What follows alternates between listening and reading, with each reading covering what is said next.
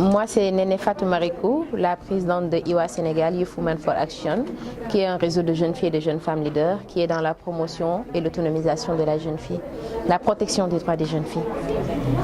On est aujourd'hui réunis ici pour célébrer la journée Tolérance Zéro Excision, le 6 février, qui est une journée célébrée au niveau international partout dans le monde où l'on sait la pratique des mutilations génitales féminines. Et cette année-ci, avec l'accompagnement des partenaires techniques et financiers et l'État du Sénégal, on célèbre cette journée pour dénoncer et faire un plaidoyer aussi à l'endroit des autorités pour une prise en compte des droits des jeunes filles, le respect de ces droits qui est le plus souvent bafoué par certaines communautés. Par rapport au thème l'engagement des autorités politiques, oui, effectivement, le thème de cette année-ci, on interpelle les institutions régionales et internationales et aussi les gouvernements à vraiment s'impliquer davantage dans la protection de la jeune fille. Et je pense que aussi cette multisectorialité vient au moment parce que ça ne doit pas être seulement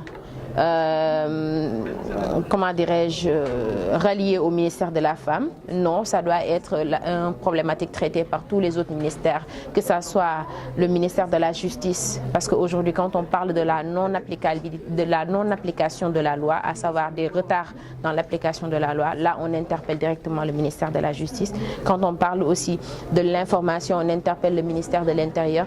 Quand on parle aussi de l'aspect sanitaire, aujourd'hui de l'argumentaire sanitaire, on interpelle le ministère de la Santé pour qu'il nous accompagne aussi par rapport au suivi et l'accompagnement des victimes de ces mutilations génitales féminines. Les régions de Kédougou, Kolda, Matam, Tambacounda, donc c'est des régions dans lesquelles on retrouve ces pratiques traditionnelles néfastes.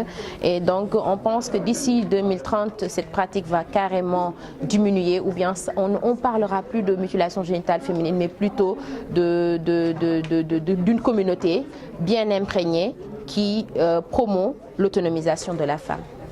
Oui, des avancées ont été notées dans le cadre de l'implication des organisations de la société civile. Aujourd'hui, on sent nettement que les organisations de la société civile sont très engagées. Je veux citer le cas de IWA Sénégal, le cas du COSEPRAT et d'autres organisations qui sont dans le domaine, Girl Generation aussi, qui font, et Tostan, qui font un incroyable travail sur le terrain. Donc vraiment, on sent que le taux de prévalence commence à baisser et que nous espérons que d'ici des années, ça va changer. Au Sénégal, aujourd'hui, on est à 23% pour les femmes âgées de 15 à 45 ans et à 13% pour les enfants de moins de 14 ans, selon le DES continu, selon l'enquête démographique de 2016. Et donc, nous pensons que ça va changer. Ce taux de prévalence va diminuer pour qu'on ait zéro excision d'ici 2020 ou même d'ici 2030. On a l'aspect culturel, on a la religion.